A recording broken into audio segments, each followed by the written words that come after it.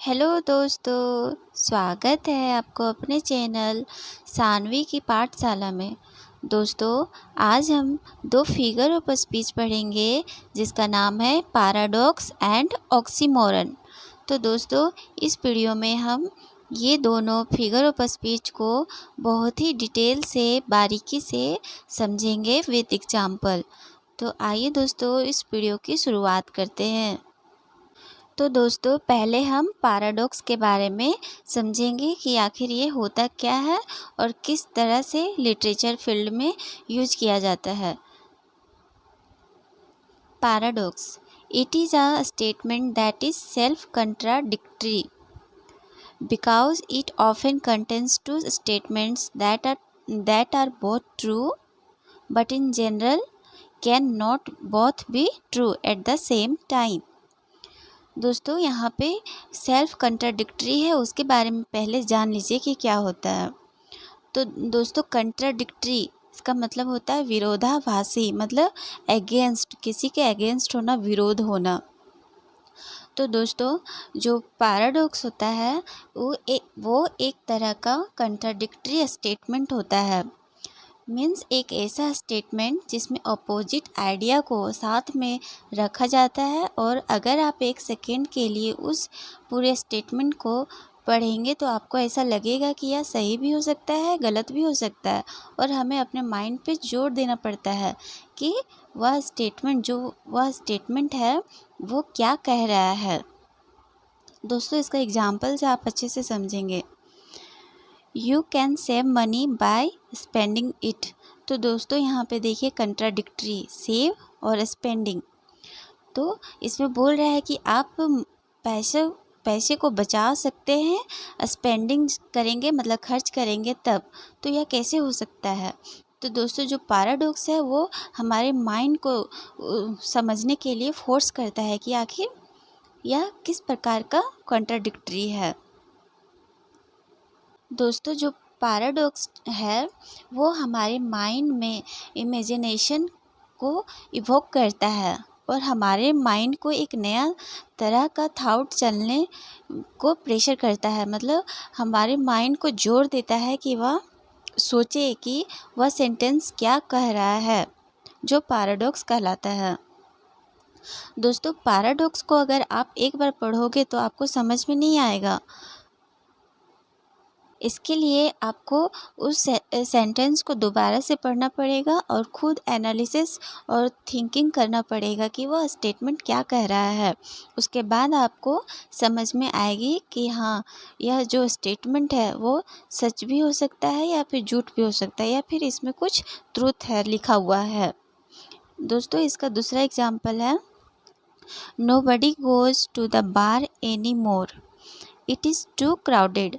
तो दोस्तों, यहाँ पे बोल रहा है कि बार में कोई नहीं जाता क्योंकि वहाँ पे भीड़ बहुत रहता है। तो यह कैसे हो सकता है? कोई जाएगा तभी ना भीड़ होगा। तो इस टाइप के सेंटेंस पैराडॉक्स कहलाता है। दोस्तों, जो पैराडॉक्स है वो एक सेंटेंस हो सकता है, जैसे यहाँ पे लिखा हुआ है पूरे सेंटेंस में, और एक ग्रुप ऑफ सेंटेंस भी हो सकता है, और एक पैराग्राफ, एक पूरी पैराग्राफ में भी पैराडॉक्स हो सकता है। तो दोस्तों, आई होप यह कॉन्सेप्ट आपको समझ में आ गया होगा। चलिए हम लोग नेक्स्ट कॉन्सेप्ट ऑक्सीमोरन के बारे में जानते हैं। दोस्तों, नेक्स्ट है ऑक्सीमोरन। तो ऑक्सीमोरन क्या होता है? An oxymoron is a figure of a speech that combines two contradictory terms या वर्ड्स। दोस्तों, हम लोगों ने पैराडॉक्स में देखा कि वह एक सेंटेंस, लंबा सा सेंटेंस होता है, में पैराडॉक्स यूज होता है, और इसमें ऑक्सीमोरन में दो वर्ड का कॉन्ट्राडिक्टरी होता है। When two words that have the opposite meaning of each other are put together in the sentence। मतलब दोस्तों, जो ऑक्सीमोरन है वो किसी भी सेंटेंस में दो अपोजिट वर्ड होता है जो एक साथ दोनों को एक सेंटेंस में रखा जाता है। जैसे कंट्राडिक्टरी वर्ड्स है अलोन, टुगेदर। तो एक सेंटेंस में दो अपोजिट वर्ड को रखा जाता है इस टाइप से। और इसके एग्जाम्पल है दोस्तों, आगे देखते हैं। और इसका एग्जाम्पल है दोस्तों प्रीटी, तो यगली। मतलब दोस्तों जो ऑक्सीमोरन है वो एक तरह का अपोजिट वर्ड है, मतलब एंटानिम होता है। और दोस्तों जो ऑक्सीमोरन में दो वर्ड का यूज होता है जो दोनों कंट्राडिक्टरी वर्ड होते हैं, जिसमें दोनों वर्ड का मीनिंग अलग अलग होता है। जैसे यहाँ पे प्रिटी मतलब सुंदर, अगली मतलब बदसूरत, तो दोनों अलग अलग मीनिंग है वर्ड का। The word in oxymoron are either in the combination of, एक एडजेक्टिव होगा तो दूसरा नाउन होगा, फिर ये एक एडवर्ब होगा या फिर दूसरा एडजेक्टिव होगा ऑक्सीमोरन में। जैसे स्वीट तो सोरो हुआ। दोस्तों जो ऑक्सीमोरन है वो लिटरेचर में यूज़ किया जाता है फॉर ड्रामेटिक इफ़ेक्ट को शो करने के लिए। जैसे एक एग्जांपल है, this man is seriously funny. मतलब यहाँ पे है कि एक आदमी है वो सीरियसली फ़नी है, तो दोनों वर्ड कैसे हो सकते हैं? सीरियसली मतलब वो सीरियस है और फ़नी मतलब वो मजाकिया है, तो दोनों वर्ड्स दोस्तों अपोजिट है, तो इस टाइप के वर्ड ऑक्सीमोरन कहलाते हैं। और इसका यूज लिटरेचर में ड्रामेटिक इफ़ेक्ट को दिखाने के लिए किया जाता है।